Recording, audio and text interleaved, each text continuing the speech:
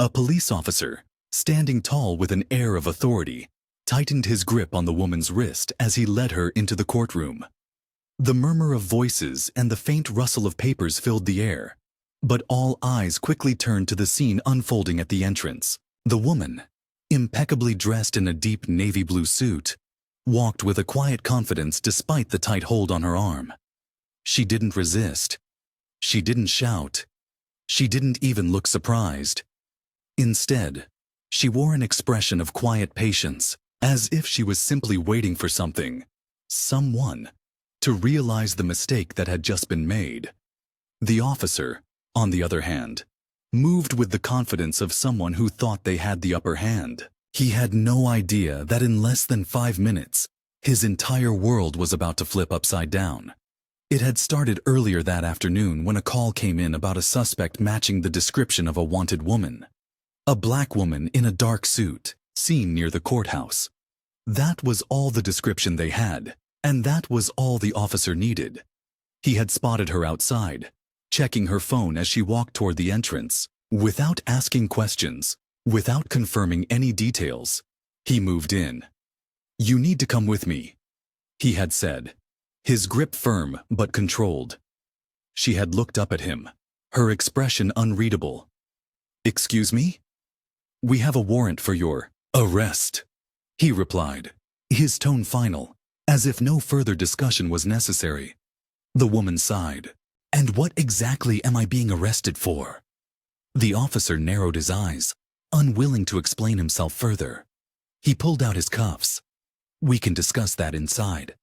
A few people had stopped to watch, some even pulling out their phones, sensing something wasn't right. But the woman didn't resist. She allowed herself to be led into the building, walking with the kind of composure that confused the officer. Most people in this situation would be panicking, pleading their innocence, demanding answers. Not her. Inside the courtroom, attorneys, reporters, and clerks turned toward the commotion. The judge, already seated at the bench, raised an eyebrow. The officer cleared his throat. "Your Honor, I have a suspect who—" Before he could finish his sentence, a man in a gray suit stood up from the prosecution's table, his face frozen in shock. "What the hell are you doing?" The officer frowned. "I'm bringing in a suspect." The man cut him off, his voice carrying across the room. "That's no suspect. That's the U.S. attorney for this district." The courtroom went dead silent. Even the judge leaned forward slightly, eyes widening. The officer blinked, his grip on the woman's arm finally loosening as the realization set in. The woman, who had remained completely calm through the entire ordeal, finally turned to him, tilting her head slightly. "You might want to check your facts next time," she said, her voice cool but firm. The officer swallowed hard, feeling the weight of every pair of eyes in the room burning into him. In 5 minutes, he had gone from a confident enforcer of the law to a man who had just made the biggest mistake of his career. And he knew this was only the beginning of the fallout. The officer's breath felt heavy in his chest as the weight of his mistake settled in. The courtroom remained silent, the kind of silence that wasn't just empty. It was charged. Every lawyer, reporter, and clerk had stopped what they were doing, their eyes locked onto the scene. Even the judge, a woman known for her sharp gaze and no-nonsense demeanor, leaned forward slightly, waiting to see what would happen next. The woman, the one he had just dragged into court in handcuffs, stood still, unshaken. She didn't yank her arm away, didn't demand an apology, didn't raise her voice. She just stood there, studying him with the kind of look that made his stomach twist.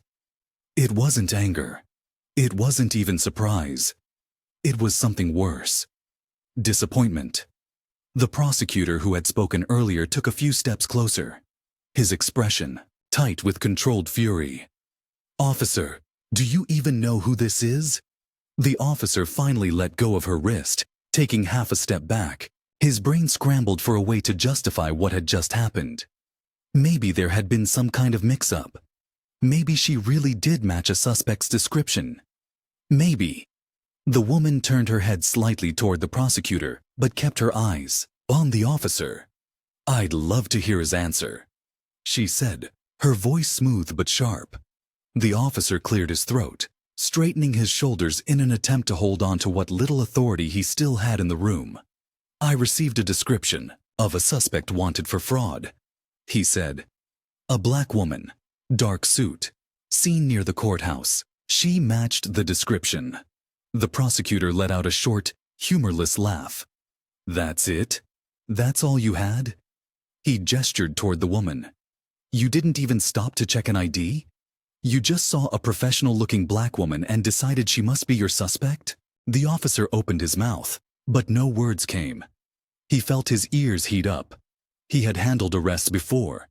He had been on the force long enough to know that mistakes could happen. But this was bad. Finally, the woman sighed and reached into her pocket, pulling out a sleek leather badge holder. She flipped it open, revealing her credentials. The seal of the United States Department of Justice gleamed under the fluorescent lights. Jessica Turner, she said. United States Attorney for this district. The weight of those words crushed whatever remaining confidence the officer had. Jessica Turner, the chief federal prosecutor, the highest-ranking attorney in the region. He hadn't just arrested the wrong person. He had arrested one of the most powerful legal figures in the country. The judge finally spoke, her voice calm but firm. Officer, I suggest you take a step back and consider your next words very carefully. Jessica held up a hand. It's all right, she said, still looking at the officer. I want to hear his explanation. The officer's mouth went dry. What was he supposed to say? That he had been careless? That he had acted without thinking? That he had just assumed? His radio crackled, and he grabbed onto the distraction like a lifeline. A voice came through, hurried and uncertain. Dispatch to Officer Reynolds. We just confirmed, we got the wrong suspect. The actual suspect was detained 2 blocks away. Different outfit, different hairstyle, different height. A long pause. Basically, not even close. A few people in the courtroom let out quiet gasps. Someone in the back muttered, "Oh man." Officer Reynolds clenched his jaw. This was worse than he thought. He hadn't just arrested the wrong person. He had completely failed to do even the most basic level of verification. Jessica finally let out a slow breath and closed her badge holder with a soft snap. So, she said, tilting her head, you detained me, dragged me into a courtroom in handcuffs, interrupted court proceedings, and couldn't even confirm basic details before making an arrest. She gave a small, almost amused shake of her head. I'd call that quite a mistake. Officer Reynolds felt his pulse hammering in his ears. He wanted to say something, to fix this. But what could he possibly say? The prosecutor next to Jessica crossed his arms. You know, he said, his voice quieter but no less sharp. This isn't something that just goes away. Jessica's expression shifted, something unreadable in her eyes. No, she said. It's not. A deep, sinking feeling settled into the officer's stomach. This wasn't over, not by a long shot. Officer Reynolds felt the weight of the moment pressing down on him, but he refused to look shaken. He stood firm, back straight, trying to control his breathing. The courtroom remained tense, people whispering in hushed voices. Jessica Turner had not moved, her sharp gaze still fixed on him, but there was no rage in her expression. Just a measured, unnerving calm. It was the look of someone who had seen this play out before, too many times. The judge tapped her gavel once, the sharp sound cutting through the whispers. Ms. Turner, do you wish to address this matter formally? Jessica took a slow breath, as if weighing her options. She glanced around the room, her eyes scanning the faces of attorneys, clerks, and court officers, many of whom had worked with her before, some now looking away in embarrassment. This wasn't just a mistake. It was a public mistake, in front of people who knew exactly who she was and exactly how bad this looked. I think we all need a moment, she finally said. voice steady. She turned her head toward the prosecutor, beside her. "Ryan, I'd like to speak with you privately." Ryan nodded immediately. "Of course." Jessica turned back to the judge. "Your Honor, I won't disrupt the court any further." There was a quiet but deliberate power in her words. She wasn't asking for permission. She was making it clear she was choosing to handle this on her own terms. The judge gave a small nod. "Understood." Jessica looked at Officer Reynolds for the first time like she was really seeing him. "And I'd like a word with you as well." Reynolds hesitated. He knew this wasn't a request he could refuse. He swallowed hard, giving a stiff nod. Jessica walked out of the courtroom, heels clicking against the marble floor. Ryan followed, and after a brief pause, so did Reynolds. The hallway outside was quieter, the only noise coming from the faint hum of conversations from nearby rooms. Jessica stopped near a large window, looking out over the courthouse steps. For a moment, she didn't say anything. Then, she turned to face Reynolds. "Tell me," she said, arms crossed. "Was there even a name attached to this warrant? Or was it just black woman in a suit?" Reynolds stiffened. He stopped. Lying wasn't an option here. "No, there wasn't." Jessica gave a slow, knowing nod, as if she had already guessed the answer. Ryan let out a breath, shaking his head in frustration. Unbelievable. Reynolds felt frustration rise in his chest. "Look, I made a mistake, but I was following a description that—" Jessica held up a hand. "Stop." Her voice was sharp, cutting through whatever excuse he had been about to make. "I don't want to hear justifications. I want you to really think about what just happened in there." Reynolds clenched his jaw. He knew he had screwed up. That much was obvious. But there was something else about the way she was looking at him. Like this wasn't just about him. Like he was part of a much bigger problem. "I've been in this position before," Jessica continued. "Not as the U.S. attorney. Not even as a prosecutor. I mean, as a person, a citizen, a black woman walking down the street." She let out a dry chuckle. "Do you have any idea how many times I've been questioned in my own office? Asked to show ID in buildings where I prosecute cases?" Reynolds stayed silent. Jessica sighed. "You had no reason to arrest me. No confirmation. No due process. Just an assumption." Her voice didn't rise, but the weight of her words pressed down on him all the same. "And you were ready to drag me in front of a judge. No questions asked." Ryan shook his head. "Jessica, you should file a formal complaint." Jessica exhaled, looking thoughtful. "Oh, there will be consequences," she said, looking at Reynolds again. "But the real question is, what do you think should happen next?" Reynolds felt his stomach twist. This wasn't going to end here. Not by a long shot. Reynolds felt the heat rising in his face. He was used to being in control, to situations where his authority wasn't questioned. But now, standing in front of the U.S. attorney, he felt something he rarely experienced. Powerlessness. He had been trained to handle difficult situations, but nothing in his career had prepared him for this moment. Jessica hadn't looked away, hadn't let him off the hook. She wasn't yelling, wasn't demanding his badge or his job.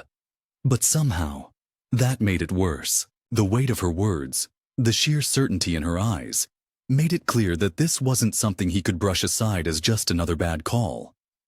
Ryan, still standing nearby, crossed his arms. "So, Reynolds, what do you think should happen next?" Reynolds shifted uncomfortably. He wanted to defend himself, to explain that it had been a chaotic situation, that he had simply acted on instinct, but he knew those words would sound hollow. Excuses wouldn't change what had just happened. Jessica's gaze never wavered. "You see?" she continued, voice calm but firm. "This isn't just about me. If I were anyone else, if I didn't have this title, I'd be sitting in a holding cell right now. Maybe worse. And that's the part you need to understand. Reynolds swallowed hard. He had spent years in law enforcement, believing that he was doing the right thing, protecting the public. But this moment, this mistake, made him question how often he had let assumptions guide his actions. How many times had he followed a vague description and made a call without stopping to think about the deeper implications? Jessica let the silence stretch between them. She was giving him space to process, but there was no escape from what had happened. Finally, she spoke again. Here's the problem. I know that if I take this to the right people, there will be consequences, internal reviews, media attention, maybe even disciplinary action. But the real issue isn't just you, Officer Reynolds. It's the system that allowed this to happen. Reynolds exhaled sharply. I get that I messed up, he admitted, his voice quieter now. I do. He hesitated, then added, but what happens now? What do you want from me? Jessica tilted her head slightly, considering his words. I want you to ask yourself why this happened. Why you were so sure you had the right person without confirming anything. Why you didn't question it, even for a second. Reynolds looked down, his mind racing. He thought back to the radio call, the vague description. He had followed protocol, but now, standing here, it was painfully clear that protocol wasn't enough. Ryan shifted his weight. Jessica, are you planning to file a formal complaint? Jessica studied Reynolds for a long moment before answering. I haven't decided yet. Her tone was measured, but there was an unmistakable edge to it. What I do know is that this conversation isn't over. Reynolds felt his pulse quicken. She wasn't letting this go, and deep down, he knew she was right not to. The tension in the hallway was thick, the air heavy with unspoken words. Jessica glanced around, her gaze landing on the courtroom doors, where curious faces had started peeking out.